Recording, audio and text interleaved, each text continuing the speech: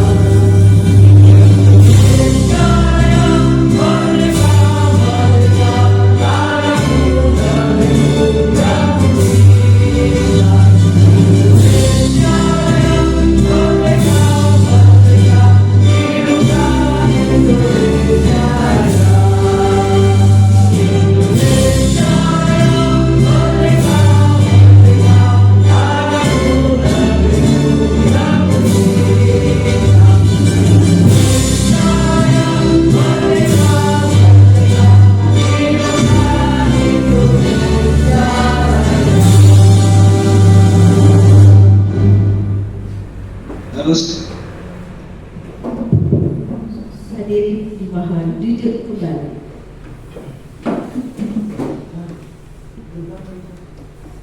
Cara ketiga yaitu sambutan Ibu Kepala Sekolah SDN Sumber Kedaung 2 kepada Ibu Nur Indasa SPD dipersilahkan.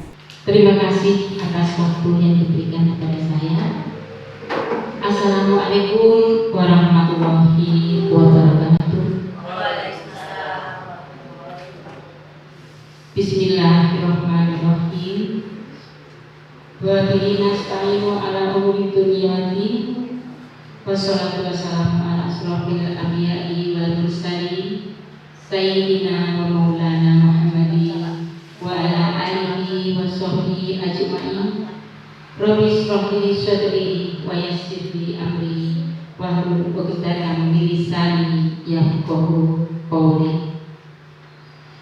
Yang terhormat Ibu calon guru penggerak Ibu Agus Wahyuni, yang saya hormati pula OPS dan penjaga SD Sumber Kedawung 2 beserta kameraman.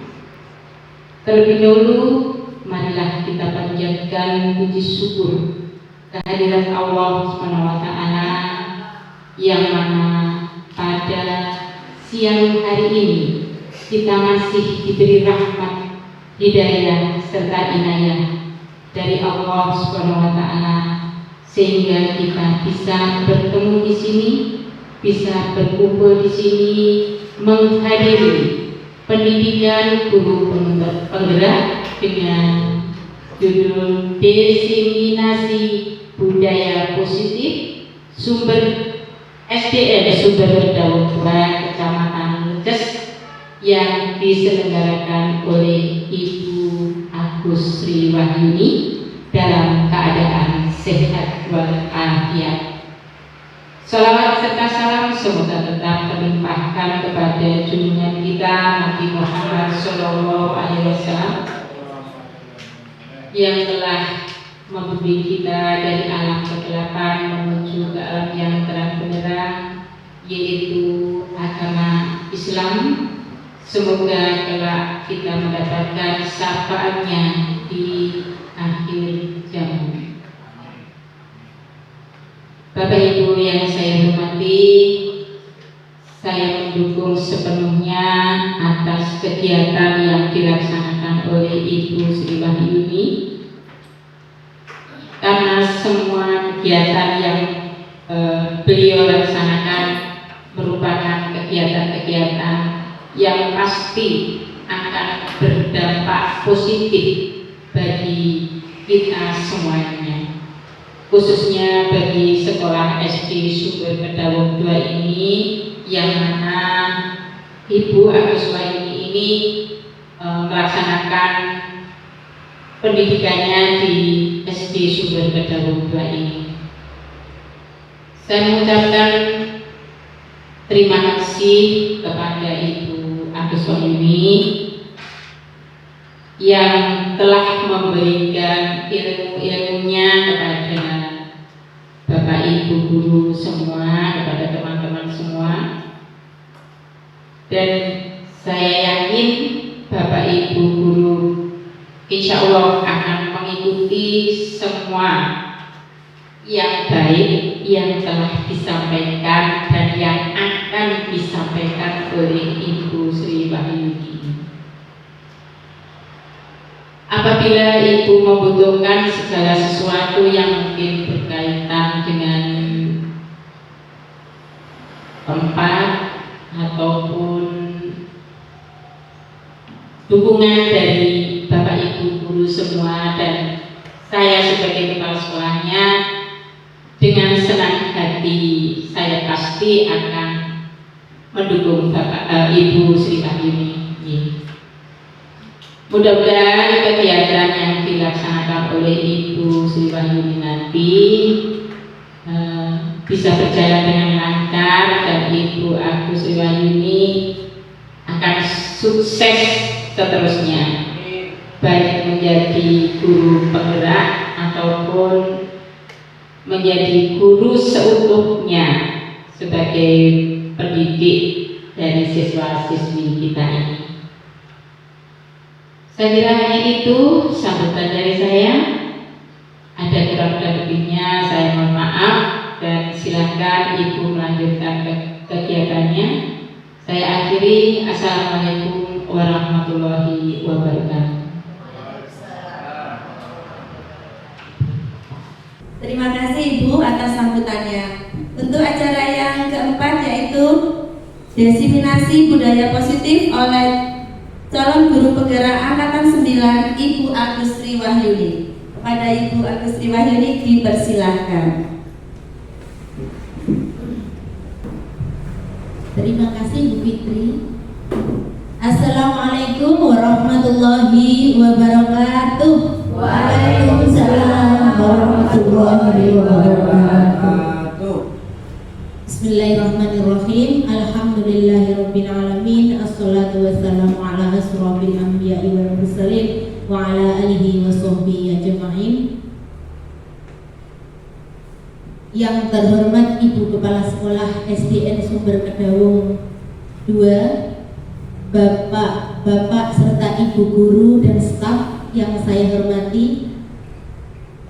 Pertama-tama marilah kita panjatkan puji syukur kehadirat Allah Subhanahu wa taala karena atas limpahan berkah, taufik dan hidayahnya pada kesempatan siang hari ini kita dapat berkumpul bersama mengadakan kegiatan diseminasi budaya positif SDN Sumber Kedawung 2 Kecamatan Leges.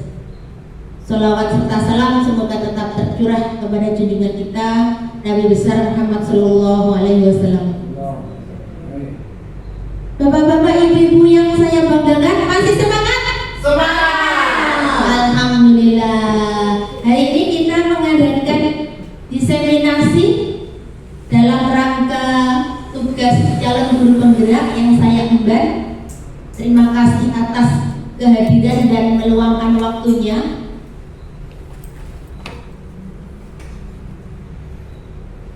Nah, kita mulai dengan budaya positif. Budaya positif itu yang seperti apa? Monggo. Kebiasaan yang baik. Oke. Menurut Pak Han, kebiasaan yang baik. Mungkin menurut yang lain. Bu Fatma, monggo. Di samping pembiasaan yang baik, mungkin kedisiplinan yang dibentuk setiap hari di sekolah. Terima kasih, luar biasa. Ternyata kita sudah hampir paham sebenarnya ini budaya positif ini. Nah, memang benar budaya positif itu adalah kebiasaan-kebiasaan yang diyakini dan akan membawa manfaat karena itu merupakan budaya yang baik untuk anak-anak kita dan untuk kita semua. Kita lanjutkan dengan budaya positif itu sebenarnya meliputi konsep-konsep yang pertama, disiplin positif dan nilai-nilai kebajikan universal, teori motivasi, hukuman dan penghargaan serta restitusi. Ketiga, keyakinan kelas. Keempat, kebutuhan dasar manusia. Kelima, restitusi dan 5, posisi kontrol. Yang keenam, praktik segitiga restitusi.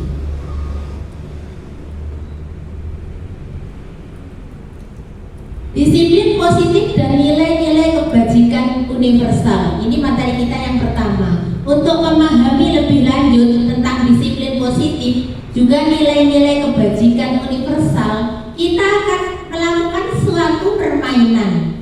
Saya mengharap sukarelawan 2 orang guru untuk melakukan kegiatan ini. Nah, bukalah atau coba bukalah.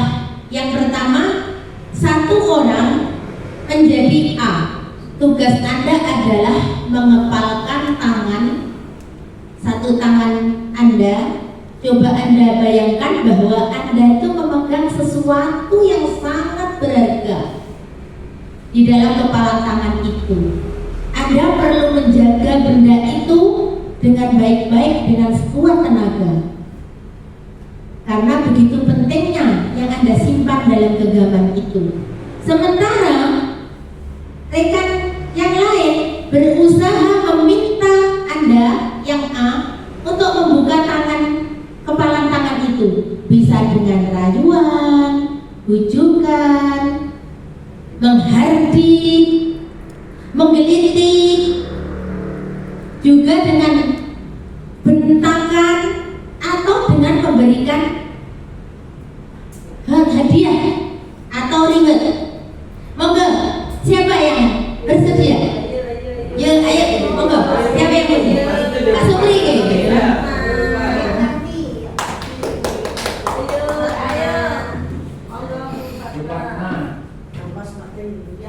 Ini cara memanggilnya apa? Pak atau Bu atau sebagai siswa? Monggo silahkan. Oh. Ini karena berlaku untuk siswa dan berlaku untuk kita. Oh, siap.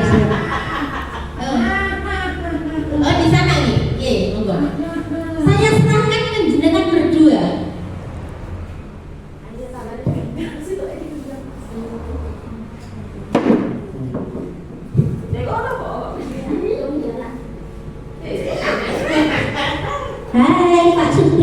Halo Bu. Dari mana? Lagi jalan-jalan aja. Apa yang sampai pegang itu? Sesuatu. Boleh tidak? Aku lihat apa yang kamu pegang. Tidak boleh. Kenapa? Karena di tangan ini adalah hidupku. Ayolah Pak Pri, Tidak boleh Bu. beri aku lihat sebentar saja. Barang apa itu? Ini barang sesuatu yang berharga buat saya. Jangankan ibu guru, teman-teman pun tidak saya bolehkan. Kalau begitu, nanti Pak Pri aku beri hadiah kalau aku diberitahu untuk melihat apa itu di genggaman tangan Pak Pri. Jangankan hadiah Bu, hati pun tidak saya akan beri. Hei, kamu temanku apa bukan sih? Bukannya begitu Bu, karena ini adalah nilai yang berharga buat hidupku. Kalau begitu, mulai sekarang, kalau aku tidak boleh melihat apa yang di genggamanmu, kamu tidak pernah menjadi kawanku lagi. Jangan begitu Bu Guru. Aku akan tetap menjadi kawan siapa aja. Kamu boleh meminta aku sebongkah berlian, minta aku apapun, tapi jangan ada di genggamanku ini. Ayolah Pak Pri, beritahu aku. Aku penasaran sekali. Apa sih yang di genggamanmu itu? Hei Bu, aku tidak akan memberikannya Bu. Sampai aku meninggal nanti aku tidak akan memberikannya. Maafkan saya Bu. Baiklah kalau begitu. Kalau begitu, kamu bukan temanku lagi. Tidak Bu, tidak.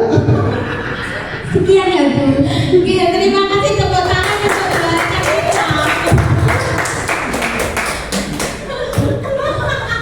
Mbak. Luar biasa, begitu teguh pendiriannya, dipengaruhi dengan apapun, dengan rayuan, dengan kata-kata agak kasar sedikit, dengan hardikan, dengan ancaman, ternyata tidak akan membuka kepalan tangan Pak Pri. Nah, dalam kegiatan ini sesungguhnya siapa yang memegang kendali atau kontrol untuk membuka atau menutup kepalan tangannya Pak Pri itu? Monggo. Diri kita sendiri, Pak Pri sendiri. Benar sekali, memang benar Bu Fitri. Yang memegang kontrol membuka atau tidak membuka kepalan tangannya Pak Pri adalah Pak Pri sendiri. Nah, kalau kita punya kehendak atau keinginan, itu yang punya kontrol kita. Kita melakukan kegiatan, kita yang memiliki kontrol. Jadi jika orang lain mempengaruhi kita dan kebetulan kita mau mengikutinya, itu bukan karena orang itu, tapi karena memang kita mengontrol diri kita untuk mau mengikutinya. Memang betul demikian. Jadi hal ini sejalan dengan yang disampaikan oleh Dr. William Glasser dalam kontrol teori, meluruskan beberapa miskonsepsi tentang makna kontrol itu sendiri. Yang pertama, ilusi guru mengontrol murid. Hanya ilusi saja. Sebenarnya berdasarkan drama tadi ya, atau permainan tadi, sebenarnya apakah kita bisa mengontrol murid? Tidak. Betul, kita tidak bisa mengontrol murid karena kontrol diri murid adalah murid sendiri yang mengontrol diri mereka sendiri. Kalaupun murid kita mengikuti kita, itu karena memang murid menghendaki atau ingin mengikuti kita. Kemudian yang kedua, ilusi bahwa semua penguatan positif, efektif dan bermanfaat. Contohnya tadi, diberi penguatan positif akan diberi hadiah. Itu kan penguatan positif. Ternyata Pak Pri tidak mau. Demikian juga dengan murid kita. Kalau memang dia tidak mau mengikuti karena memang dirinya mengontrol diri mereka sendiri, maka juga tidak bermanfaat. mengkritik dan membuat orang merasa bersalah dapat menguatkan karakter, ternyata tidak benar. Tadi dikritik kan ya, dibuat merasa bersalah. Kalau seperti itu, kamu tidak akan menjadi temanku lagi. Itu kan seakan-akan Pak Pri merasa bersalah karena prinsipku ini akhirnya akan menyebabkan pertemanan kita rusak. Pak Pri dibuat rasa bersalah, tapi kenyataannya memang kontrol ada pada diri Pak Pri. Demikian juga pada murid-murid kita. Ilusi yang selanjutnya, bahwa orang dewasa memiliki hak untuk memaksa. Jadi guru ilusinya bisa memaksa murid untuk melakukan sesuatu, untuk mengerjakan tugas, untuk datang tepat waktu, dan lain sebagainya. Tapi sebenarnya kita tidak bisa mengontrol mereka, karena mereka punya kontrol diri mereka masing-masing. Andaikan mereka mengikuti kita, itu karena mereka mau mengontrol dirinya untuk mengikuti kita. Untuk selanjutnya, bagaimana seseorang bisa berubah dari paradigma stimulus respon kepada pendekatan teori kontrol. Yang pertama, realitas atau kebutuhan kita itu sama menurut stimulus respon. Apakah demikian? Kita semua punya kebutuhan yang sama? Tidak. Tidak. Itu dibenarkan oleh teori kontrol. Realitas kebutuhan kita berbeda. Demikian juga dengan murid-murid kita. Contohnya, murid-murid kita ke sekolah, kita beranggapan ya kadang, oh pasti mereka ke sekolah ada satu tujuan, ada satu kebutuhan, yaitu untuk menuntut ilmu, kan ya? Kamu ini kesini kan untuk menuntut ilmu. Kadang ada yang bilang iya, kan begitu. Tapi apakah mereka sebenarnya semuanya sama untuk menuntut ilmu? Tidak. Kira-kira apa sih yang mereka inginkan atau butuhkan kalau tidak menuntut ilmu karena mereka berbeda-beda? Monggo, kira-kira Cari teman bermain. oh betul Pak Rafi, cari teman bermain karena di rumahnya tidak ada yang diajak main. Adakah yang lain? Ingin Mengharapkan uang saku. mantap sekali. Ternyata ada loh murid-murid kita yang hanya mengharapkan uang saku. Iya benar? Ada. Soalnya Bu, kalau nggak sekolah saya tidak diberi uang saku, betul nih?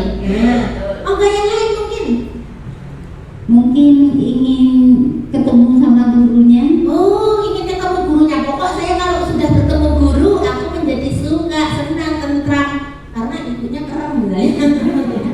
Kan bisa jadi ya? Dari di rumah ibunya atau orang tuanya mungkin agak keras, jadi anak-anak itu tidak punya tempat berlindung yang nyaman. Ketika ke sekolah, kebutuhan cari perlindungan, cari kesenangan, kesayangan dari gurunya. Mungkin seperti itu. Jadi kita semakin paham ya bahwa sebenarnya realitas kebutuhan kita itu berbeda. Kemudian yang kedua, semua orang melihat hal yang sama tentang diri seseorang. Tetapi menurut teori kontrol, setiap orang memiliki gambaran yang berbeda. Apakah demikian? Apakah bisa disamakan anak satu dengan anak yang lain? Meskipun kelasnya sama, Bu Fitri tidak bisa ya Bu Fitri? Kembar pun bagaimana Bu Fitri? Meskipun kembar mungkin hanya wajahnya aja yang sama, cuma watak perilaku kan kadang beda. Padahal itu dilahirkan dari ibu yang sama, wajah sama, gitu. Kecerdasan pasti berbeda. Dia akan berbeda, gitu. Jadi gambaran seseorang itu tidak ada yang sama, berbeda. Kemudian yang ketiga, kita mencoba mengubah orang agar berpandangan sama dengan kita. Sedangkan menurut teori kontrol, kita berusaha memahami pandangan orang lain tentang dunia. Kira-kira benar yang kiri atau benar yang kanan gitu? Yang kanan nih. Jadi kita mencoba mengubah orang agar berpandangan sama dengan kita. Mungkinkah?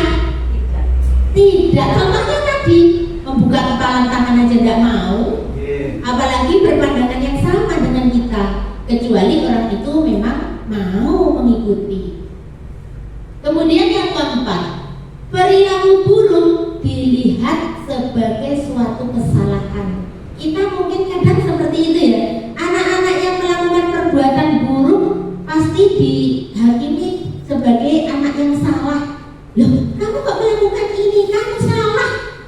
Kadang-kadang saya pun demikian. Setelah mempelajari ini, ternyata teori kontrol mengatakan semua perilaku memiliki tujuan. Dan memang benar, anak-anak yang kita tanya mengapa mereka melakukan ini, karena punya tujuan. Mengapa mereka melakukan itu, pasti punya tujuan. Untuk selanjutnya, orang lain bisa mengontrol saya. Benar atau salah? Tidak. Tadi sudah kita peragakan. Berarti menurut teori kontrol, hanya Anda yang bisa mengontrol diri Anda. Demikian juga sebaliknya, saya bisa mengontrol orang lain, ternyata tidak. Anda tidak bisa mengontrol orang lain, termasuk murid-murid kita.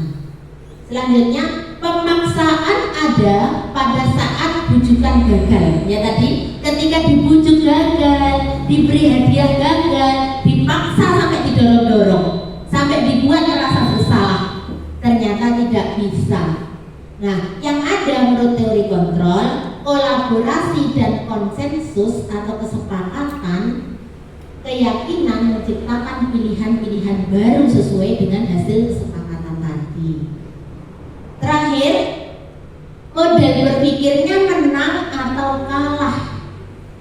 Berarti yang salah itu kalah, yang benar menang. Jadi dipikir benar salah, menang kalah begitu saja. Tetapi sebenarnya menurut teori kontrol, model berpikirnya adalah menang-menang. Anak-anak yang melakukan kesalahan pasti mempunyai tujuan untuk melakukan itu, dan anak-anak yang ditimpa atau dikenai sesuatu perbuatan buruk oleh temannya juga tidak akan merasa sedih karena ada penguatan dari kita sebagai gurunya. Demikian Bapak Ibu, kita lanjutkan dengan apa sih sesungguhnya arti disiplin itu. Mari kita tanyakan pada diri kita, bagaimana kita berperilaku. Misalnya kita pergi ke sekolah, sebelum jam 7 kita sudah sampai di sekolah. Kita pasti punya motivasi. Apa yang mendorong kita untuk datang pagi ke sekolah? Juga anak-anak kita mungkin, murid-murid kita coba. Murid-murid kita kira-kira ingin mendapatkan sesuatu atau bagaimana? Ada yang mau berpendapat? Oh enggak?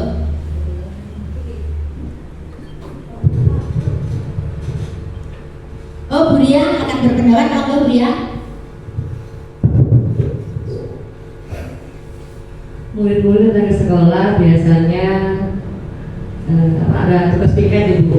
Oh, oke. Tugas piket, jadi dia punya kewajiban melakukan kewajiban, membersihkan kelasnya. Kalau misalnya dia telat, kalau nggak piket biasanya dia makan gitu.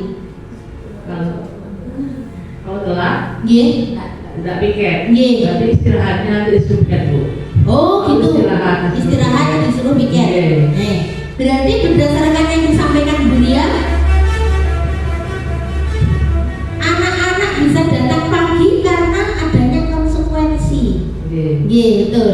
Kalau saya nggak dapat piket, konsekuensinya nanti saya tidak bisa istirahat karena takut atau khawatir mendapatkan konsekuensi, bahkan mungkin hukuman. Kemudian kalau datangnya tepat waktu, piket, apa yang guru lakukan? Mengujinya. Nah, berarti yang kedua, anak-anak datang karena ingin mendapat ujian. Betul, diantaranya seperti itu. Apakah? Nah, kita luruskan kembali, sebenarnya apa sih yang dinamakan disiplin itu? Nah, menurut Ki Hajar Dewantara, disiplin itu di mana ada kemerdekaan, disitulah harus ada disiplin yang kuat. Sungguh pun disiplin itu bersifat self-disiplin, yaitu kita sendiri yang mewajibkan kita dengan sekeras-kerasnya. Kemudian Diana Gloser dalam bukunya Restructuring School Discipline pada tahun 2001 menyatakan bahwa arti disiplin berasal dari bahasa Latin disciplina yang artinya belajar. Maksudnya adalah menggali potensi menuju kepada sebuah tujuan, sesuatu yang dihargai dan bermakna. Kembali lagi kepada murid-murid kita yang datang sebelum masuk, itu kan ingin mendapat ujian. Yang kedua tidak ingin mendapat konsekuensi. Kira-kira yang seperti itu mudah-mudahan tidak banyak. Berarti motivasi dirinya belum dari dalam diri mereka. Berarti itu motivasi dari luar, belum dari diri mereka, karena mereka ingin mendapat sesuatu yang bermakna dalam kehidupannya. Nah, bagaimana kita sebagai pendidik? Tujuan kita menciptakan disiplin itu seperti apa? Monggo, di sini sudah dipaparkan. Monggo, siapa yang mau membacakan biar kita interaktif hangat-hangat gitu. Monggo. Sebagai pendidik, tujuan kita adalah menciptakan anak-anak yang memiliki disiplin diri sehingga mereka bisa berperilaku dengan mengacu pada nilai-nilai kebajikan universal dan memiliki motivasi intrinsik. Mantap sekali Bu Fitri. Semoga tujuan kita, anak-anak kita menjadi disiplin itu seperti ini, nggih. Anak-anak kita disiplin mengacu pada nilai-nilai kebajikan universal dan memiliki motivasi dari dalam diri kita, bukan karena hukuman atau konsekuensi, bukan karena ujian. Betul. Nah, karena tadi mengacunya pada nilai-nilai kebajikan universal, maka nilai-nilai kebajikan universal itu sendiri adalah nilai-nilai kebajikan yang disepakati bersama, lepas dari suku bangsa, agama, bahasa maupun latar belakangnya. Nilai-nilai kebajikan adalah sifat-sifat positif manusia yang merupakan tujuan mulia yang ingin dicapai setiap individu. Maksudnya adalah setiap manusia di dalam dirinya pasti mengakui nilai positif, ada nilai negatif. Kalau menghormati orang lain itu nilai positif kan ya? Nah, apakah setiap orang sebenarnya dalam hati nuraninya memiliki sifat seperti itu? Pasti ya. Kalaupun dia melakukan kesalahan, sebenarnya dari hati nuraninya itu tahu apa enggak kalau itu salah? Tahu. Saya pun juga demikian. Sebenarnya saya loh melakukan ini salah. Menurut bapak-bapak serta ibu juga demikian saya rasa. Sebenarnya meskipun setiap anak melakukan kesalahan atau kita melakukan kesalahan, sebenarnya tahu kalau itu salah. Karena saling menghormati dan nilai-nilai kebajikan yang lain itu adalah tertanam dari dalam diri kita. Terlepas dari suku bangsa manapun, entah itu Papua, entah itu Jawa, Sunda, semua memiliki nilai-nilai itu. Dayak juga sama. Juga terlepas dari agama, saling menghormati, sopan santun, kemudian berbicara yang baik, itu semua agama atau latar belakang manapun sama. Karena itu merupakan sifat-sifat manusia yang positif yang menjadi tujuan utama sebenarnya pada setiap individu. Nah, ini adalah contoh-contoh nilai-nilai kebajikan universal yang telah disusun atau dirumuskan. Di sini saya hanya menampilkan dua organisasi. Yang pertama dari Ibu Primary Youth Program, sikap murid yang mengandung nilai-nilai kebajikan adalah, monggo, mungkin Mbak Muriah. Toleransi, rasa hormat, integritas, mandiri, menghargai, antusias, empati, keingintahuan, kreativitas, kerjasama, percaya diri, komitmen. Itu yang dirumuskan oleh organisasi yang bernama IBU. Kemudian ada juga nilai-nilai kebajikan dalam pendidikan kita, yaitu profil pelajar Pancasila. Tentu kita masih ingat ya, anak-anak juga sering menyanyikan, kan kita juga sering menyanyikan. Kita baca dulu, monggo. Nilai kebajikan yang pertama, beriman dan bertakwa pada Tuhan Yang Maha Esa dan berakhlak mulia, berkebinekaan global, gotong royong, mandiri, kreatif dan berpikir kritis. nah, untuk membakar semangat kita, monggo kita berdiri dulu kita menyanyikan, kita espriin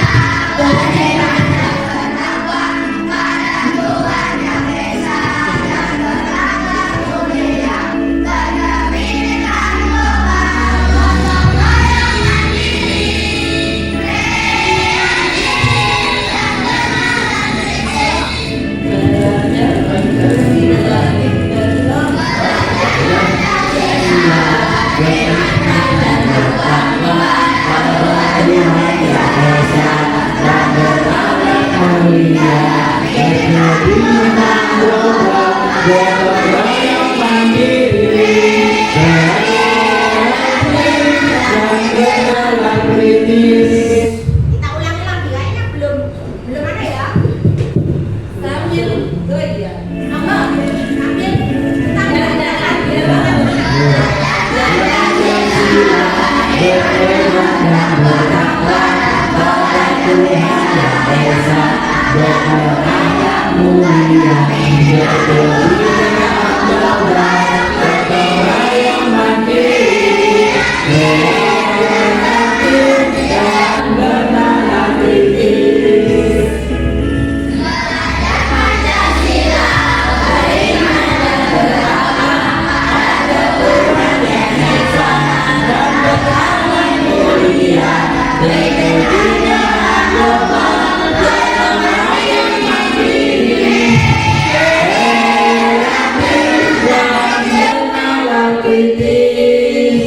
tangan-tangan buat kita semua.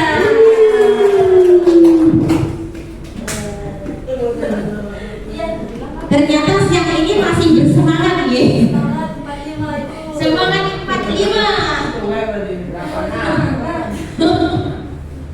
Oke, sebenarnya tujuan penerapan disiplin positif itu adalah sesuai dengan karakter tadi. Nah, yaitu murid-murid yang berkarakter, berdisiplin, santun, jujur, peduli, bertanggung jawab, dan merupakan pembelajar sepanjang hayat sesuai dengan standar kompetensi lulusan yang diharapkan. Jadi sebenarnya sudah tercantum atau terrumuskan dalam profil pelajar Pancasila. Mudah-mudahan kita semua sebagai guru bisa melaksanakan sehingga bisa mencapai tujuan ini ya Bapak Ibu. Semangat ya. Setelah kita bersemangat dengan nilai-nilai kebajikan universal dan disiplin, kita memasuki materi kita yang kedua, yaitu teori motivasi. Tadi sebenarnya sudah kita kita buka sedikit tentang yang disampaikan Bu Ria, anak-anak yang berdisiplin itu karena apa? Hukuman, penghargaan, restitusi itu yang seperti apa? Nah, sebenarnya ada 3 motivasi manusia menurut Diana Gosen.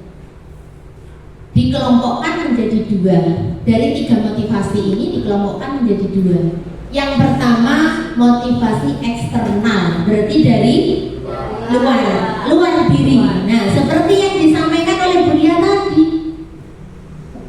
motivasinya menghindari ketidaknyamanan atau hukuman.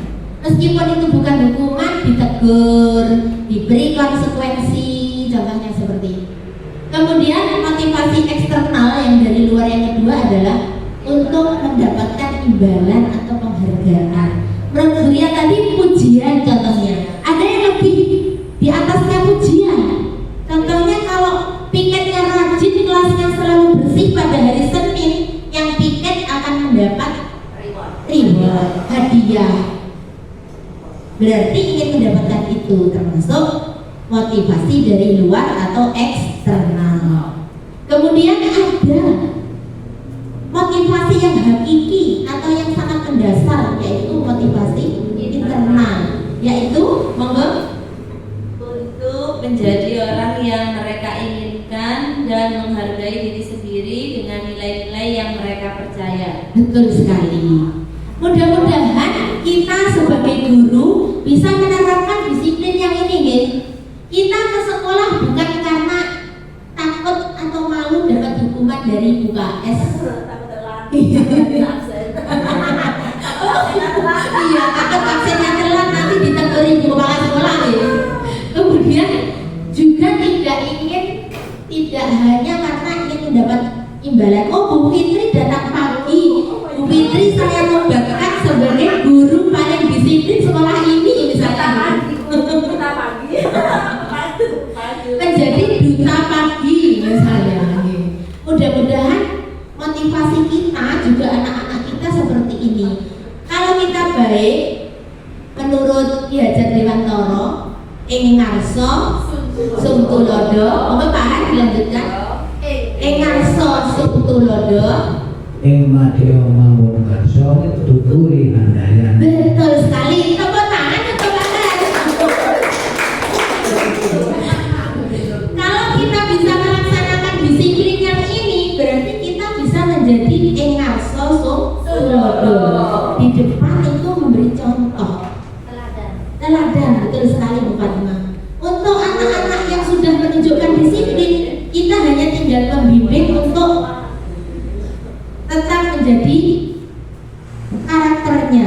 Untuk anak-anak yang belum berdisiplin, hanya yang masih ini, maka tuturi handayani, maksudnya di belakang itu memberi dorongan atau motivasi untuk menjadi lebih baik. Amin ya rabbal alamin untuk kita semua. Nggih. Cakaraman nggih. Kantuk-kantuk cantik kayaknya. Mudah-mudahan tetap bersemangat, nanti kita speaking lagi. Saya punya sebuah kasus. Monggo yang rawan-rawan ini silakan baca. Nggih. Monggo. Rawan-rawan silakan. Oh, Mbak Rizka, monggo Bu Rizka. Nggih. Iva kurang menguasai pelajaran matematika, sehingga pada saat pelajaran tersebut berlangsung, dia lebih banyak berdiam diri atau menggambar di buku pelajarannya. Pada saat guru matematikanya, Pak Seno, menanyakan pertanyaan, Iva menjadi gugup dan tak sengaja menjatuhkan tasnya dari kursi, serta tiba-tiba menjadi gagap pada saat berupaya menjawab. Seluruh kelas pun tertawa melihat perilaku Iva yang bicara tergagap dan terkejut tersebut. Pak Seno pada saat itu membiarkan teman-teman Iva menertawakan Iva yang tergagap dan malu luar biasa, dan malahan minta Iva untuk maju ke depan dan berdiri di depan kelas sambil menunjuk hidungnya karena tidak bisa menjawab pertanyaan Pak Seno. Kelas makin gaduh dan anak-anak pun tertawa melihat Iva di depan kelas memegang ujung hidungnya. Kasus Iva saya yakin di sini tidak ada. Mudah-mudahan seperti itu. Kalaupun ada, itu mungkin hilang. Sekarang pertanyaannya atau pendapat Anda bagaimana ini? Apakah setuju dengan tindakan Pak Seno terhadap Iva? Monggo. Tidak setuju. Nggih. Alasannya atau mengapa? Karena dapat Nggih. Monggo. Saya melanjutkan Bu. Nggih. Saya juga sama dengan pendapat Pak Pri, juga tidak setuju. Karena jika dalam keadaan yang demikian, IFA itu bisa menjadi minder jika Maduye ke kelas untuk mengerjakan semua perintah gurunya, bukan hanya Pak Seno aja. Iya. Akan menjadi minder dan kurang percaya diri. Nggih. Mungkin itu aja. Terima kasih. Terima kasih Bu Fatma.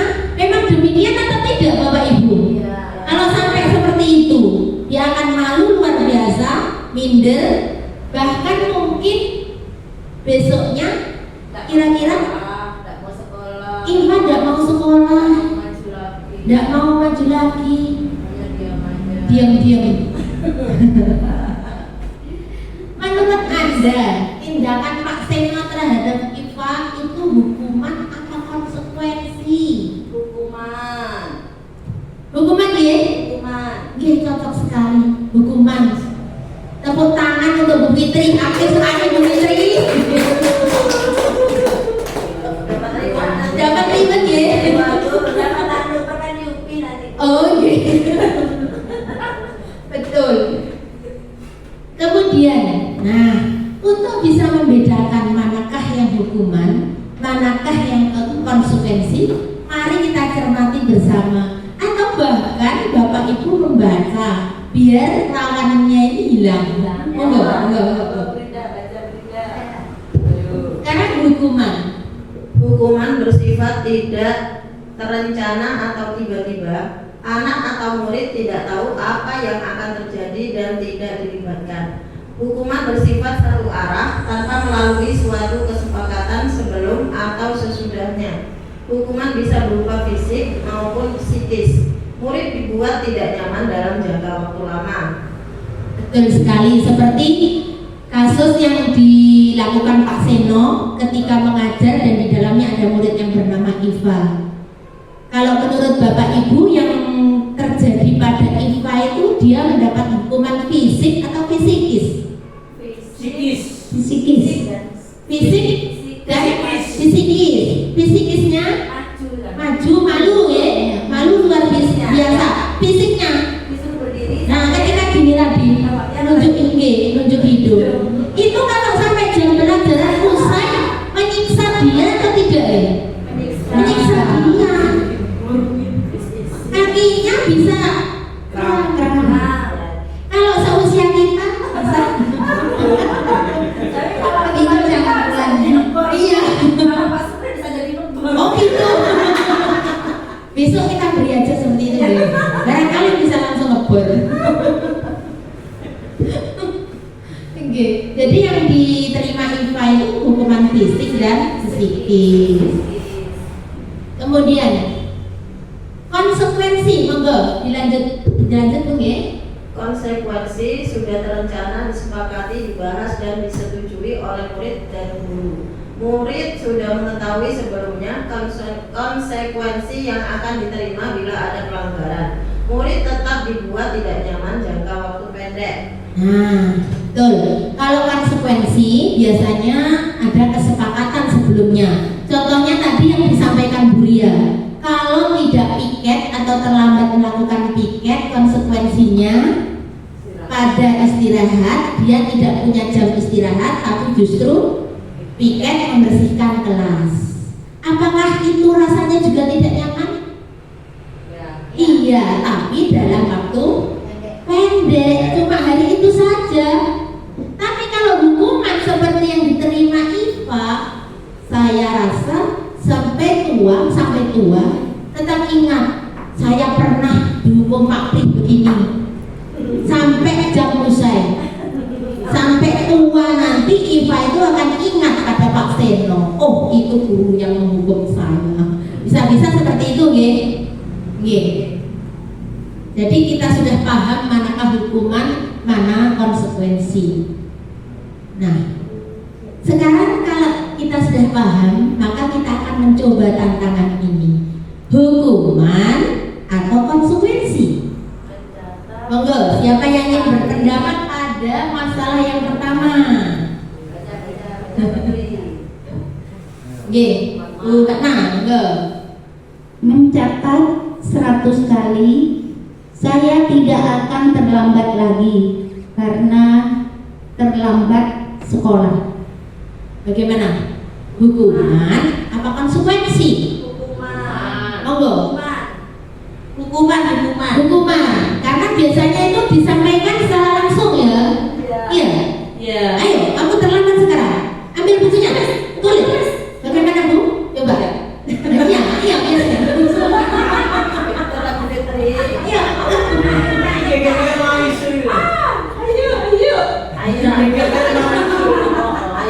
Misalnya, ayo kamu terlambat. Ayo kamu terlambat lagi hari ini.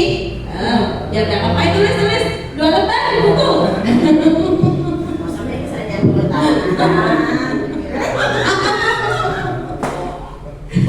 Beriman dengan ekspresinya. Mudah-mudahan itu bukan kebiasaan kita. Kalau lagi tidak hilaf Ibu. Oh, lagi hilaf pasti keluar seperti itu. Wajar sebagai manusia. Kemudian yang kedua, monggo. Membersihkan coretan yang dibuat di meja tulis. Membersihkan, Pak. Iya, membersihkan.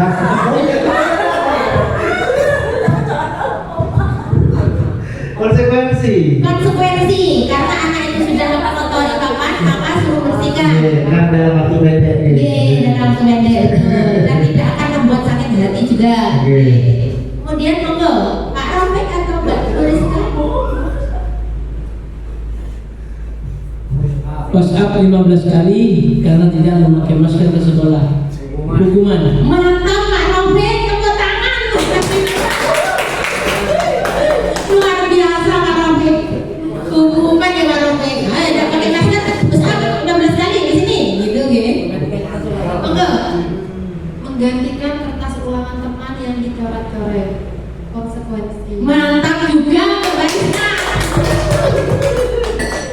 Di tengah ngantuk-ngantuk kita masih bersemangat, luar biasa. Oke, monggo lanjut.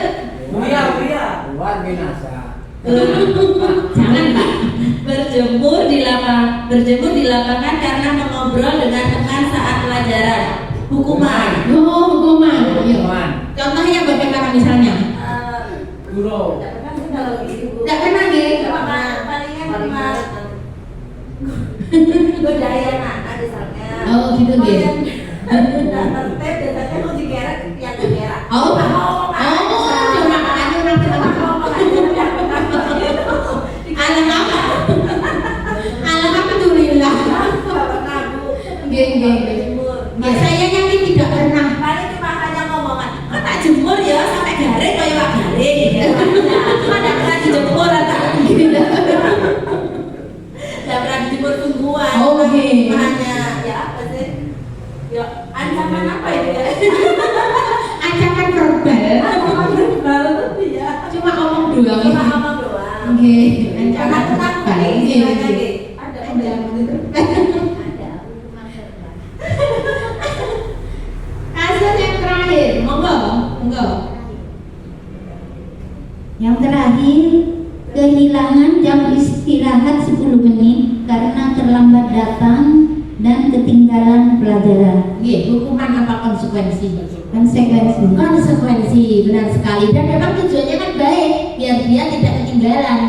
Memang tidak nyaman pada anaknya. Tapi karena ini sebuah konsekuensi harus dilakukan dalam rangka menegakkan disiplin yang dari luar. Ada istilah dihukum oleh penghargaan. Saya juga baru paham ini. Kok ada ya dihukum oleh penghargaan? Itu yang bagaimana? Penghargaan kok menghukum? Saya juga baru paham ini. Seorang ahli bernama Alpicon pada tahun 1993 mengemukakan bahwa baik penghargaan dan hukuman adalah cara-cara mengontrol perilaku seseorang yang menghancurkan potensi untuk pembelajaran yang sesungguhnya. Penjelasannya seperti apa sih? Dihukum oleh penghargaan itu. Kita kan sering kan memberi penghargaan seperti tadi Bu Ria memberikan penghargaan berupa pujian, bagus nak, jempol 2, jos handos, luar biasa gitu ya kita.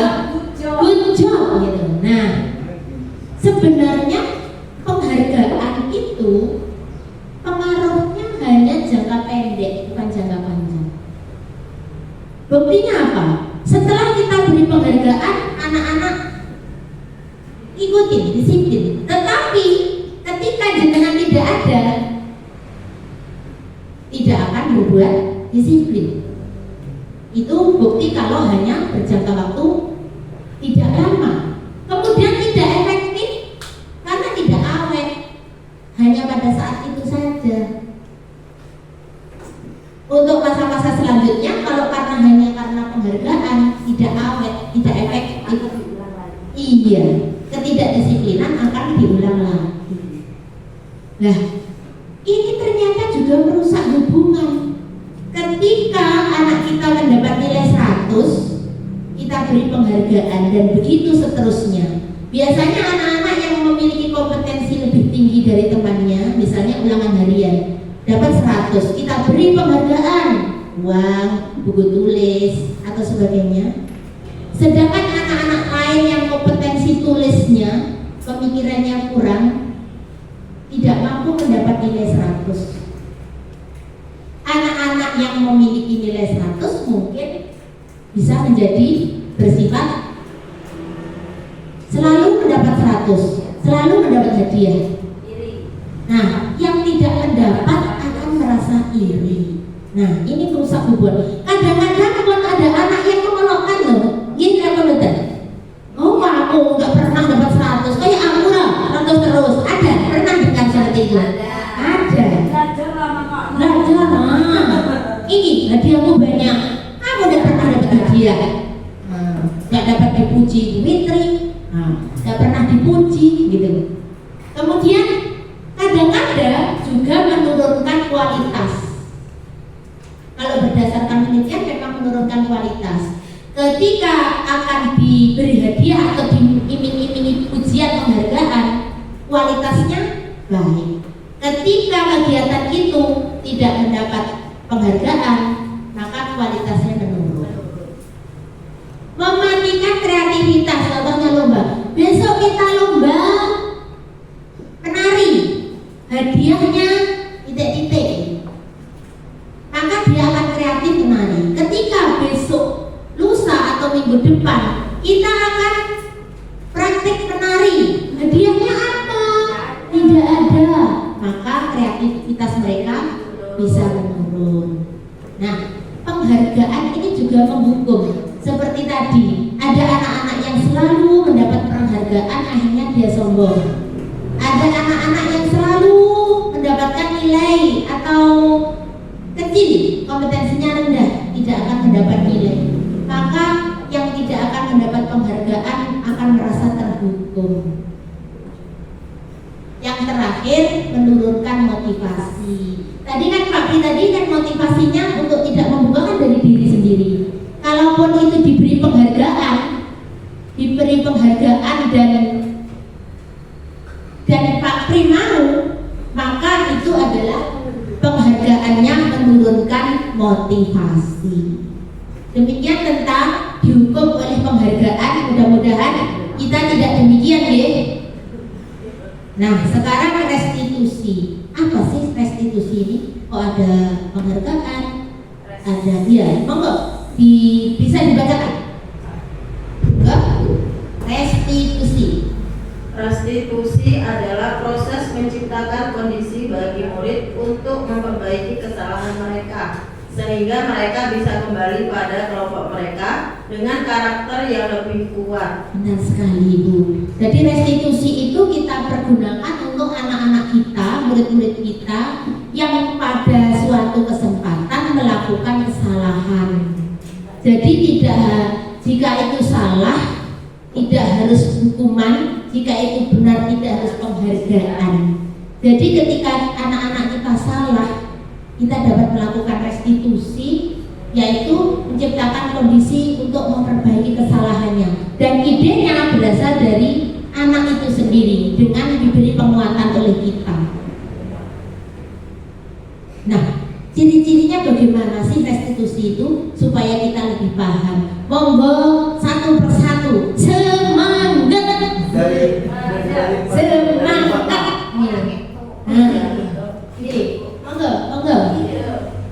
Restitusi bukan untuk menebus kesalahan, namun belajar dari kesalahan. Betul. Diberi restitusi, dilakukan restitusi itu untuk bukan menebus kesalahan, tapi dari kesalahan itu supaya menjadi berpijak atau menjadi lebih baik. Betul. Yang kedua, Memperbaiki hubungan. memperbaiki hubungan.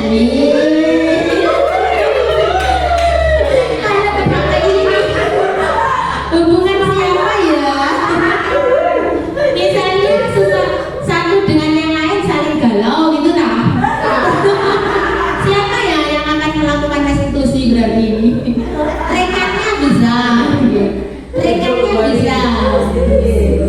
Maka kedua belah pihak akan bisa memperbaiki hubungan. Jangan malah diberi hukuman, gitu. Maka kedua belah pihak akan bisa memperbaiki hubungan itu. Yang salah jangan disalahkan, barangkali masih ada hubungan. Betul kan?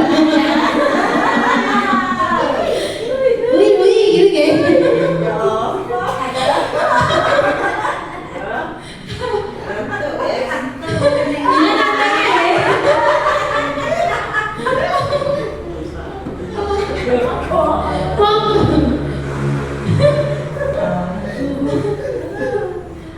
Kemudian yang ketiga Adalah tawaran, bukan paksaan. ini ada boleh maksa. Iya. Sebaiknya begini, kira-kira bagaimana? Gitu, restitusi. Tidak maksa, harus tahu? Tidak.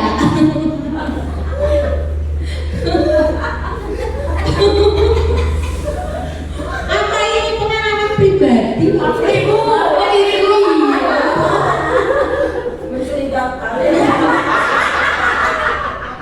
Mencurigakan ternyata. Lagi ya. Ciri restitusi yang selanjutnya, Menuntun untuk melihat ke dalam diri. betul, lihat dari hati nurani kita. Apakah kita ini memang salah? Apakah dia yang salah? Ternyata kalau kita kembalikan kepada hati nurani, kita biasanya yang salah. Berarti seperti introspeksi. Betul. Jadi kita mengarahkan murid untuk bisa melakukan introspeksi diri. Sebenarnya nak, apa sih tujuan kamu? Mengapa kamu kok seperti ini? Itu kan akhirnya introspeksi anak-anak itu. Nah, siapa yang melakukan restitusi? Kita kan gurunya. Kalau di rumah, orang tua, kita sebagai orang tua untuk anak-anak kita. Ini tidak hanya dilakukan di sekolah, di rumah juga bisa. Kalau bapak ibu nanti menjadi seorang kepala sekolah, juga akan melakukan ini. Kenapa kok Pak Pri datang terlambat minta restitusi? Apa sih Pak Pri? Gitu. Yuk Pak Pri. Nanti kepala sekolahnya akan menuntut, coba Pak Pri.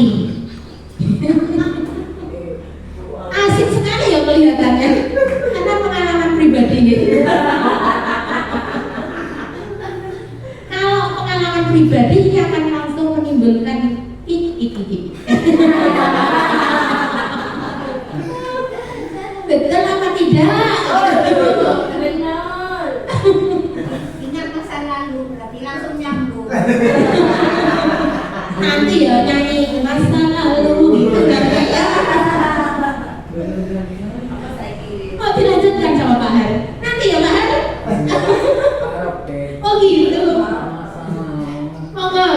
Restitusi itu cirinya Mencari kebutuhan dasar yang mendasari tindakan. betul. Kebutuhan dasarnya apa?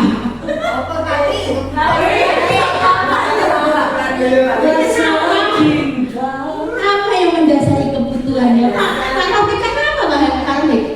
Karena kita juga kebutuhan kita loh, cinta ini kebutuhan kita. Kemudian kita lanjutkan. Monggo. Ciri-ciri restitusi. Restitusi diri adalah cara yang paling baik. Nah, restitusi yang berasal dari diri kita ini yang paling baik. Tidak karena usulan orang lain, tidak karena usulan teman. Rukun sendiri ya Mbak Rizka. Jangan karena orang lain yang merestitusi.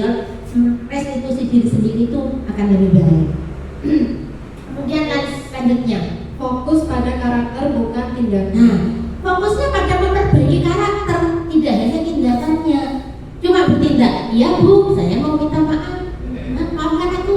Nah, tidak cocok ya. Cuma tindakan dua, tidak dari dalam. Iya, tidak dari hati. Pernah kan kita itu, kalau seperti ini kamu bagaimana? Minta maaf. Ayo sekarang kita mau minta maaf. Tapi pandangannya ke sana. Iya, itu tindakannya oke, karakternya belum. Kemudian restitusi itu Menguatkan. iya, mereka akan menjadi pribadi-pribadi yang kuat karakternya. Pasti tidak bisa move on, Pak Pri.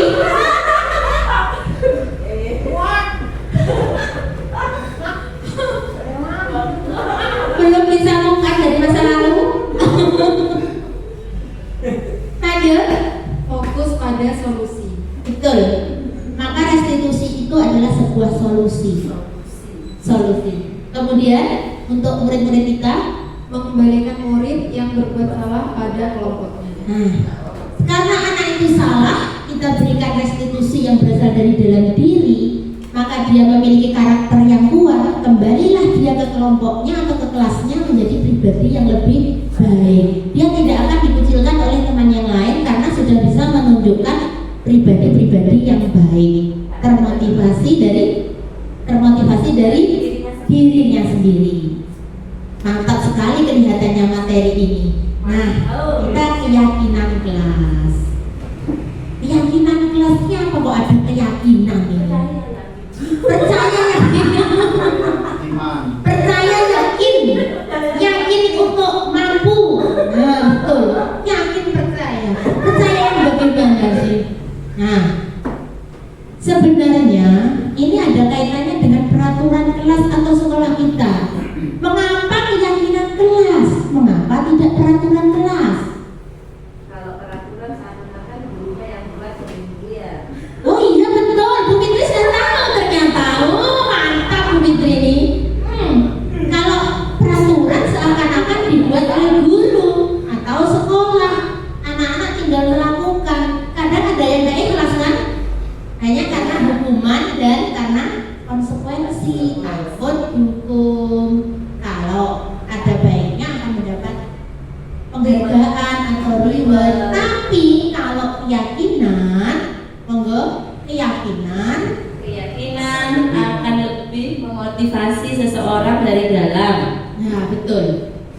Monggo seseorang Akan lebih tergerak dan bersemangat untuk menjalankan keyakinannya daripada hanya sekedar mengikuti serangkaian peraturan tertulis tanpa makna. betul apa enggak? Ada anak-anak itu tidak paham ya.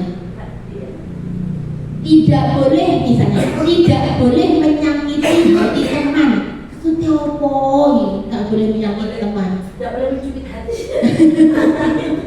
Kadang-kadang anak-anak ini tidak boleh menyakiti teman. Seperti apa? Apalagi kalau menyakiti hati. Ya, tahu anak ngerti. Saya aja nggak ngerti.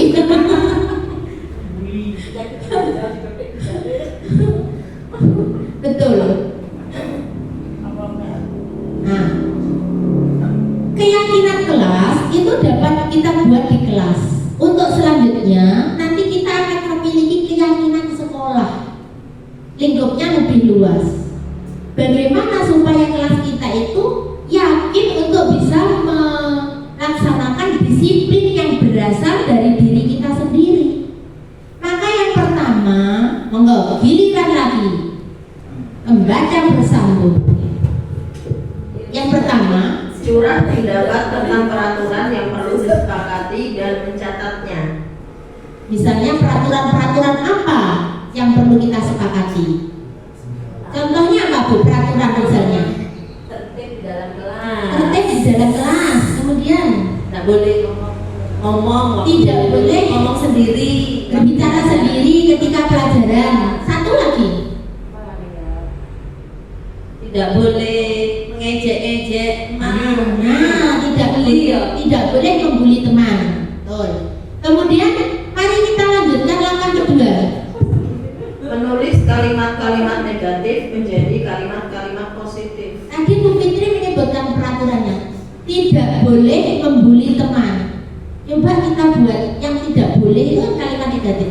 Kita ganti dengan Sayangi teman. menyayangi teman. Betul. Kemudian tidak boleh berbicara sendiri di dalam kelas ketika pelajaran. Kita ganti Menghargai orang lain. Saling menghargai. saling menghargai.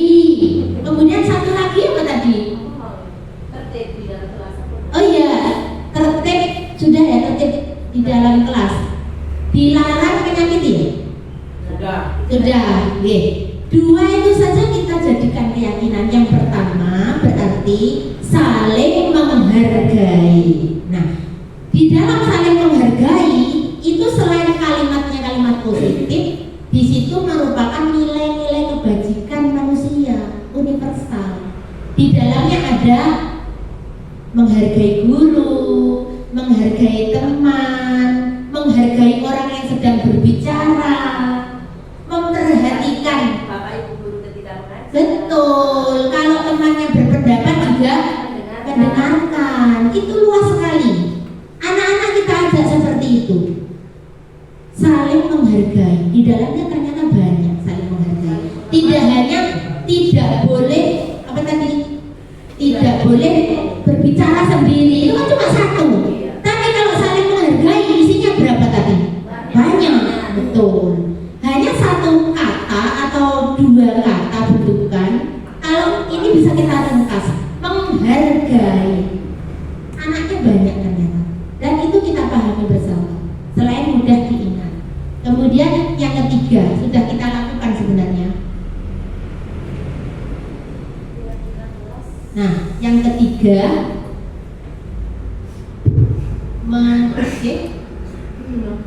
Menemukan nilai keyakinan atau kebajikan yang dituju dari peraturan-peraturan yang disepakati. Nah, tadi kita sudah menemukan keyakinan. Satu, saling menghormati. Kedua, Saling menghargai. Ya, menghargai. Tertib tadi, tertib atau ketertiban. Tadi tidak bicara sendiri tadi. Nah, untuk selanjutnya, Sebaiknya keyakinan kelas tidak terlalu banyak, 3-7 keyakinan supaya mudah diingat. betul, mudah diingat. Lanjutnya, Menyetujui dan menandatangani murid dan guru keyakinan kelas yang telah dibuat. betul. Yang telah dibuat oleh guru dan murid itu ditandatangani. Kemudian Ditempel di dinding kelas supaya mudah dilihat atau dicetak poster. betul. Ini yang sudah saya lakukan, Ibu Bapak bisa melihatnya di belakang. Keyakinan kelas di kelas 6 ada 4. Saling menghormati, menjaga kebersihan, disiplin, dan menjaga ketertiban. Prakteknya ada di sini, tapi saya hanya menampilkan cuplikannya mawon nggih. Nah, ini praktek keyakinan kelas, tapi foto. Oh, video. Berarti hari ini kita sudah memiliki berapa keyakinan kelas? Yang pertama, yang kedua, yang ketiga, yang keempat. Apakah kita mudah menghafalkannya? Mudah atau tidak menghafalkannya? Nah, kalau Bu Yuni bertanya, saling menghormati, berarti apa yang kita lakukan? Apa keyakinan kita? Betul. Saling menghormati ketika apa? Bagus. Lagi, saling menghormati dalam hal bagaimana?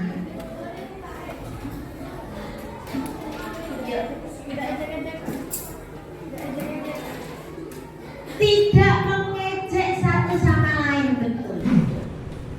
Kita tanda tangani bersama karena ini kesepakatan. Bukan hanya murid tapi juga guru. Karena ini dibuat bersama, keyakinan bersama. Dan ditempel di tempat yang mudah dilihat oleh murid. Bagaimana? Apakah kira-kira ingin menginspirasi Bapak Ibu untuk kita praktek membuat keyakinan kelas? Iya. Kalau ini sudah menginspirasi, kita tidak usah praktek di sini. Mungkin suatu hari nanti penjenengan semua mempraktekkan di kelas. Kesepakatan kelas. Nah, sekarang dinaikkan kembali istilahnya menjadi betul. Karena bukan hanya kesepakatan, tapi di dalam diri kita ada keyakinan. Ini yang terbaru dari Bu Fitri yang didapatkan dulu ya. Pertama peraturan, lalu kesepakatan. Nah, sekarang keyakinan supaya ini menjadi nilai positif dari dalam diri kita. Nah, kalau keyakinan kelas kita sudah punya niat untuk melakukan atau membuat dengan anak-anak, maka kita lanjutkan materi yang keempat, 5 kebutuhan dasar manusia. Yang pertama bertahan hidup, kasih sayang dan rasa diterima, penguasaan, kebebasan, kesenangan. Betul, ada 5 sebenarnya ya. Nah, kita akan menganalisis kasus ini. Beberapa hari yang lalu murid kita yang namanya Dika, tentu jenengan sudah paham kan Dika itu apa lagi? Langganan gitu. Nah, menganalisis kasus Dika, kenapa sih Dika itu kok langganan?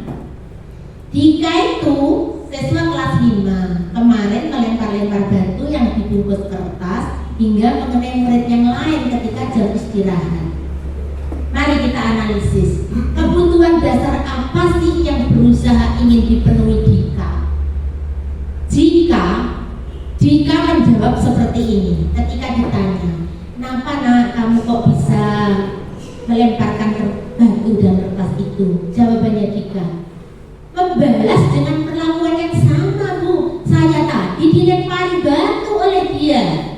Menurut Bapak Ibu tadi dari lingkaran kebutuhan dasar itu, nah yang mana nih? Betul, bertahan hidup atau mempertahankan diri, betul sekali. Kemudian kita lanjutkan.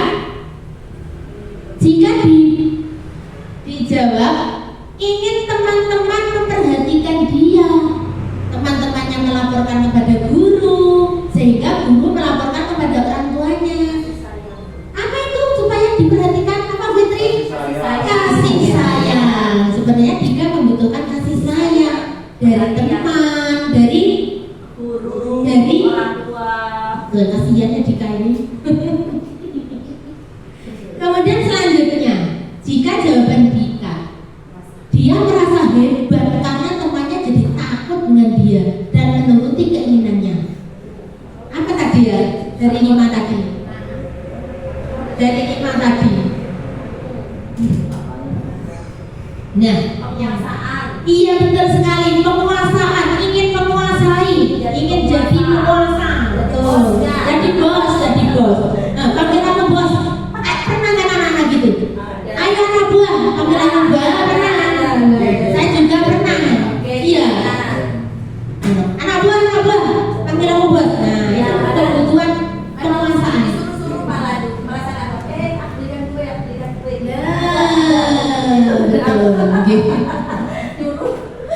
Oke.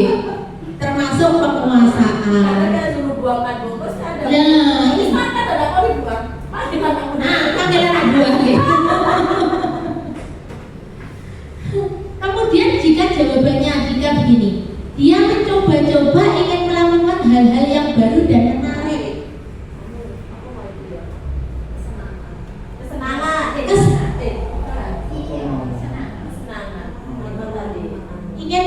Dilihat ya, dia mencoba-coba ingin melakukan hal-hal yang baru dan menarik. Nah,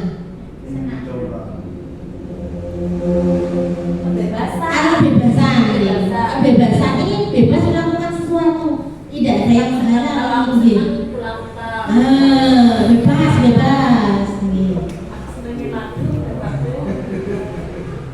Kemudian iseng saja. Aku lihat teman-temanku yang kesal itu lucu. Lucu ya, katanya Dika. Nah, ini jawabannya Dika. Iya, jawabannya Dika setelah saya tanya, nggak apa-apa, kayak pingin aja gitu loh. Mainan berarti kebutuhan akan kesenangan, ingin bersenang-senang, cuma caranya salah. Nah, belajar dari kasus ini, kasus kita sebenarnya bukan kasusnya orang lain, gitu. Kita sudah belajar. Belajar menyatakan bahwa kapasitas untuk berubah seseorang, contohnya Dika tadi, itu berasal dari dia sendiri. Kalau kita yang bersalah ya dari kita sendiri berubah itu.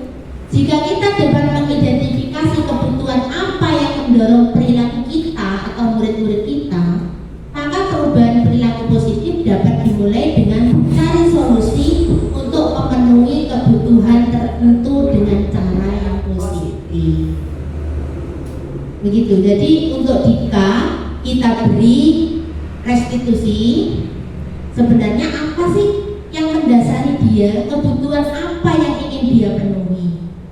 Maka kita akan melayani Dika menuju hal-hal yang lebih baik dan menjadi anak yang lebih baik dari sebelumnya. Mari kita ice breaking, kayaknya ini mulai langsung lagi. Bermain konsentrasi, berdiri. Nah, berdiri. Ini saya pernah mendengar di kelas tangan ketahuinya. Tapi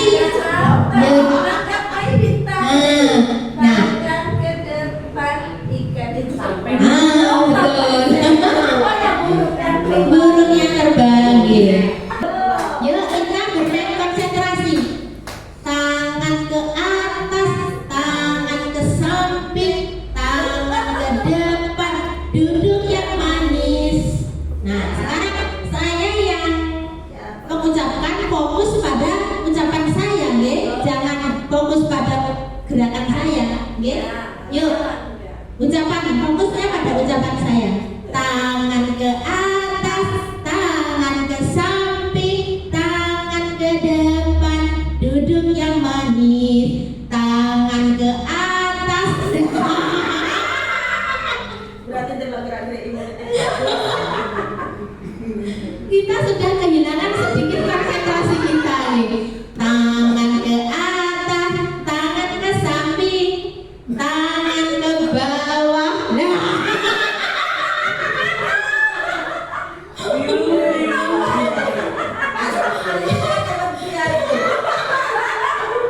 Kehilangan sedikit konsentrasi. Sekali lagi ya.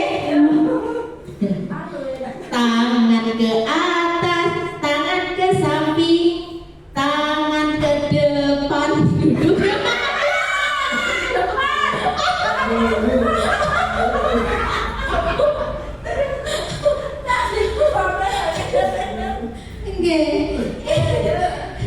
Sekali lagi lah.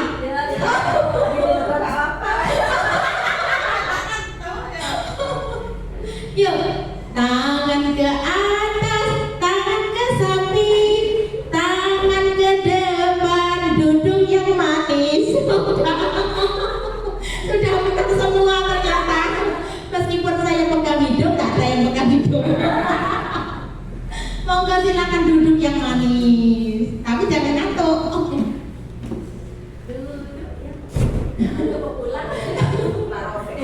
Oke. Itu mungkin untuk anak-anak kita akan bahagia. Oh ini sobat tampil.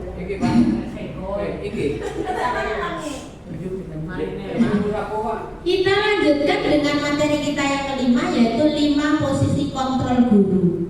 Menjadi seperti guru, apakah kita? Pertama, guru penghukum. Guru pembuat merasa bersalah. Guru sebagai teman, guru sebagai pemantau, terakhir guru sebagai manajer. Sekarang kita akan bermain-main lagi. Nah, guru penghukum, monggo. Nada suaranya. Nah,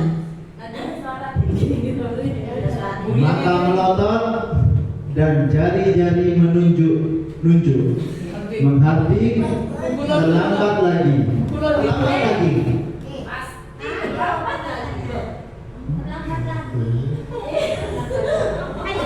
Terlambat lagi, pasti terlambat lagi. Selalu datang terlambat, kapan bisa datang tepat waktu. Terus, Ayo, sekarang kamu berdiri di depan kelas. Jangan sambil mengangkat satu kaki sampai pelajaran selesai. waduh, itu gini. Pertanyaannya, kalau Pak gurunya seperti yang diperagakan Pak Supri, bagaimana perasaan murid? Takut. Betul, takut, sedih, Tertekan.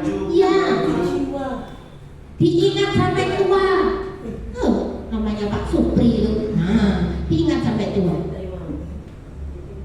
Kita lanjutkan. Membuat merasa bersalah. Monggo.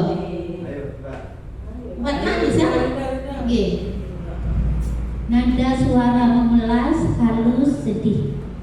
Bahasa tubuh merapat pada anak lesu. Contohnya ini ya. Oke. Adi, kamu ini bagaimana ya?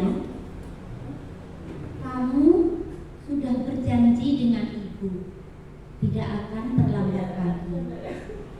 Kamu kenapa ya? Senang sekali mengecewakan ibu. Ibu benar-benar kecewa sekali. Seperti itu. Kalau muridnya digitukan, ibu benar-benar kecewa sekali. Bagaimana perasaan murid? Menunduk, diam, mungkin nangis. Sepertinya aku kok salah lagi ya. Karena memang dalam hal ini guru membuat dia merasa bersalah. Kemudian yang ketiga, gimana lagi? Guru sebagai teman. Yuk, siapa yang guru seperti teman? Enggak. Iya.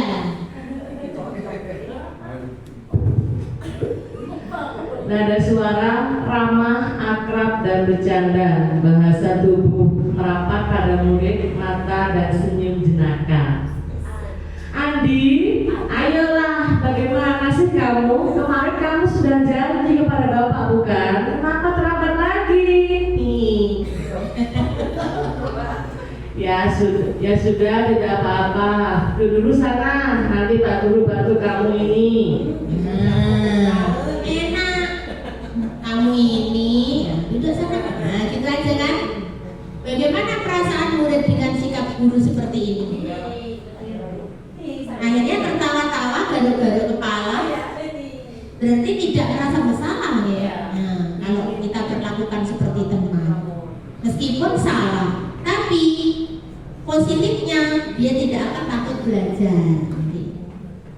Sebagai pemantau, monggo.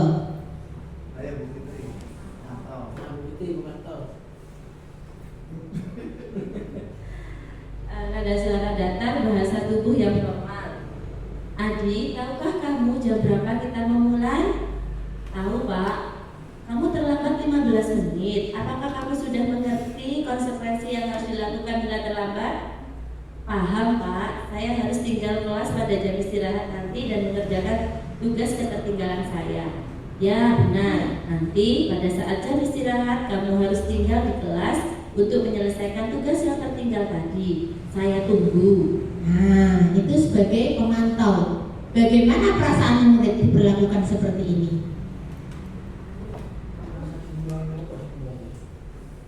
Gimana Pak?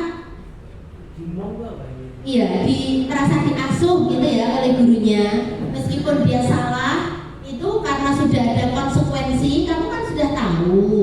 Kalau terlambat ya harus pada jam istirahat tidak ikut istirahat.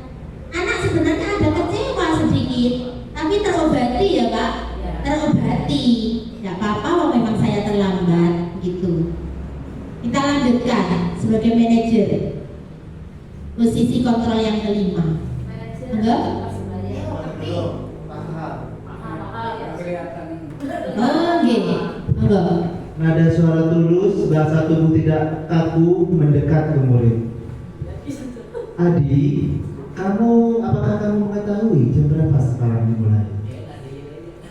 Tahu Pak, jam 7. Ya, jadi kamu terlambat. Kira-kira bagaimana kamu akan memperbaiki masalah ini?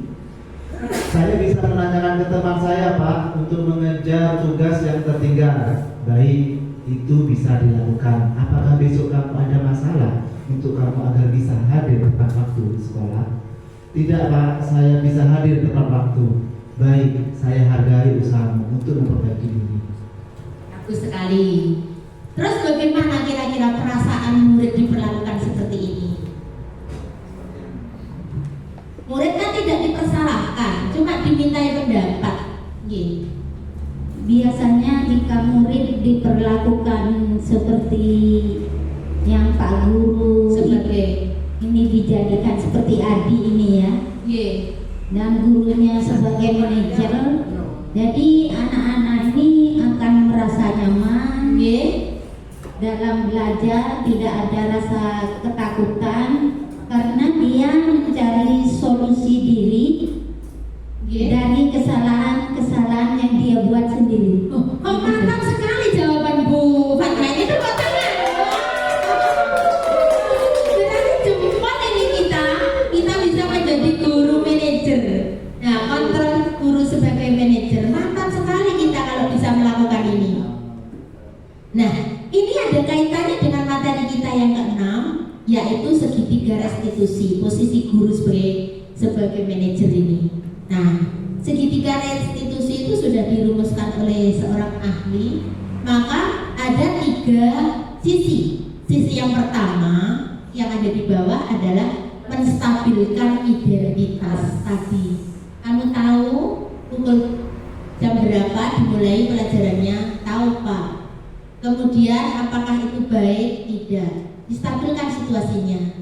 Sebenarnya kan salah, tapi semua orang bisa melakukan kesalahan. Tidak kamu saja yang melakukan kesalahan. Semua orang berpotensi melakukan kesalahan. Kemudian tindakan yang kedua, segitiga yang kedua yang mengarah ke atas, namanya validasi tindakan yang salah. Karena berdasarkan materi tadi, bahwa semua orang melakukan sesuatu itu pasti ada alasannya. Akhirnya oleh gurunya ditanya, kamu tentu punya alasan mengapa melakukan itu. Nah, alasannya apa? Misalnya bangun terlambat karena tadi malam begadang misalnya. Terus setiap manusia sebenarnya memerlukan sesuatu yang dibutuhkan dalam rangka memenuhi kebutuhannya. Adakah cara yang lebih efektif untuk mendapatkan itu? Sebenarnya yang kamu inginkan itu apa yang kamu butuhkan? Kok bisa begadang sampai tengah malam? Nah, mungkin cinta dan kasih sayang dari orang tuanya karena dibiarkan terus. Yang terakhir adalah menanyakan keyakinan kelas yang sudah dibuat seperti tadi. Keyakinan kelas apa nak yang sudah disepakati di kelas kita? Tertib dan datang tertib tepat waktu. Loh, sebenarnya kamu ini ingin menjadi orang yang seperti apa sih? Ya orang yang baik Bu. Nah, kalau orang yang baik tindakan kamu bagaimana supaya tidak terlambat lagi? Nah, betul lah, memperbaiki hubungan kan nih? Kembali lagi ke memperbaiki hubungan. Jadi anak-anak akan menjadi berperilaku lebih baik karena berasal dari dalam diri sendiri. Nah, ini praktek restitusi yang saya lakukan.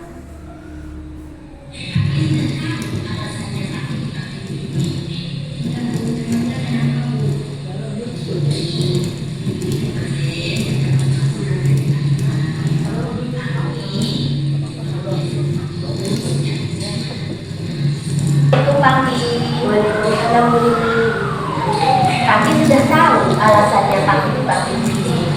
Tidak Bu, emangnya kenapa Bu? Begini, ini kemarin berdapat laporan dari Panggi mempunyai status yang di situ ada fotonya. Kemudian saya tanyakan apa yang dilakukan, alasannya apa? Perhatikan Ternyata yang kami dari tidak mereka orang Amerika Intinya dia balas dendam. Kalau balas dendam tadi kebutuhan apa yang ingin dipenuhi berarti? Kok sampai jadi itu kenapa? Yang mantap masuk dari materi kamu. Kemudian saya tanyakan dulu juga kepada ahli. Ya sebenarnya Apa kamu ingin mempertahankan diri setelah ngejek kan? Pagi menjawab, saya akan meminta Wajar maaf. marah. Kemudian akan menghapus status BA yang mengatakan bahwa Untung saja kamu tidak membalas Anda dengan perbuatan yang buruk. dan itu Misalnya kamu tidak berhati-hati. Itu akibatnya akan Kemudian buruk. solusi yang ditemukan kami sendiri Ejek balas dia ejek itu lakukan. juga tidak bagus. Ya. Ya nak ya. Kemudian saya juga melakukan restitusi kepada Ara dan Desi. Ara menyubitkan buku Desi. Nah, Ara ini memang anaknya agak keras, jadi perlu ditangani dengan lembut. Nah, menyubitkan buku Desi itu karena Desi mengolokkan orang tuanya. Mengolokkan orang tuanya. Karena seperti itu Ara. Ya.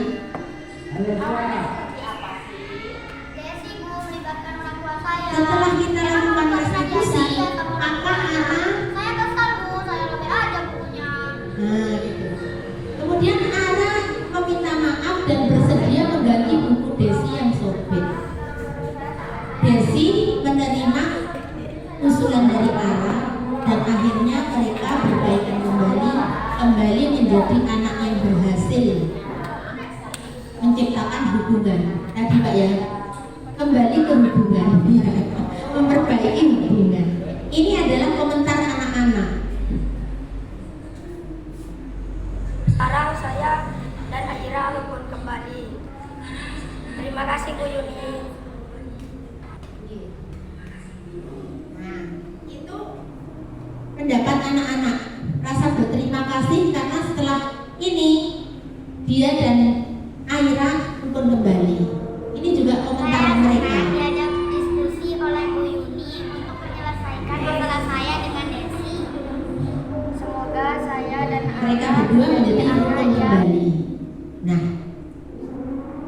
tibalah saatnya kita pada kesimpulannya bahwa posisi kita sebagai kontrol, guru sebagai kontrol dengan segitiga restitusi, ketika anak berbuat salah, kita tidak bisa memotivasi anak itu untuk menjadi lebih baik, tapi kita hanya bisa menciptakan kondisi agar mereka bisa melihat ke dalam diri mereka.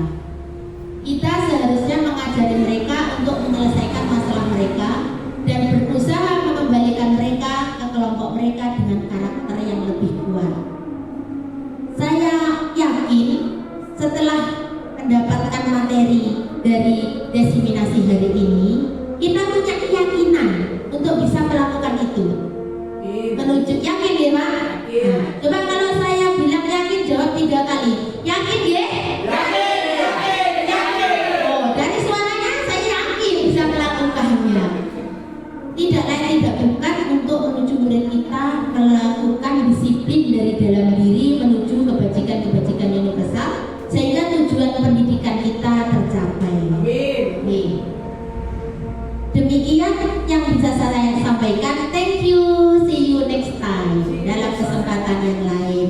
Terima kasih atas segala perhatiannya. Mohon maaf apabila ada kesalahan. Wassalamualaikum warahmatullahi wabarakatuh. Waalaikumsalam warahmatullahi wabarakatuh. Terima kasih Bu Yuni atas diskusi diseminasi budaya positif.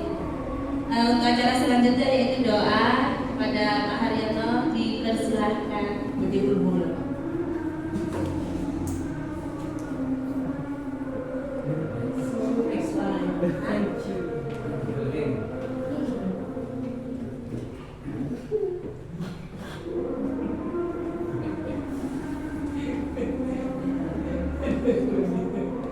Bismillahirrahmanirrahim. Alhamdulillahirrahmanirrahim. Waradallahu ta'ala sayyidina Rasulillah. Alhamdulillahirrahmanirrahim. Allahumma fir lana dhunubana ولوالدينا وارحمهما كما ربيانا صغيرا ولجميع المسلمين والمسلمات والمؤمنين الأحياء منهم والأموات وتقي بيننا وبينهم بالخيرات اللهم صل وسلم على سيدنا محمد صلى الله عليه وسلم من جميع الأهوال والآفات وتغفر لنا جميع الحاجات وتطهرنا بها من جميع الشيئات ترفعنا إنك على الدرجات وتبلغنا بأسرنا من جميع الخير في الحياة وبعد الممات ربنا آتنا في الدنيا حسنة وفي الآخرة حسنة وقنا عذاب النار وصلى الله على سيدنا محمد وعلى آله وصحبه وسلم سبحان ربك رب العزة عما يصفون وسلام على المرسلين والحمد لله رب العالمين. Makasih Pak Han.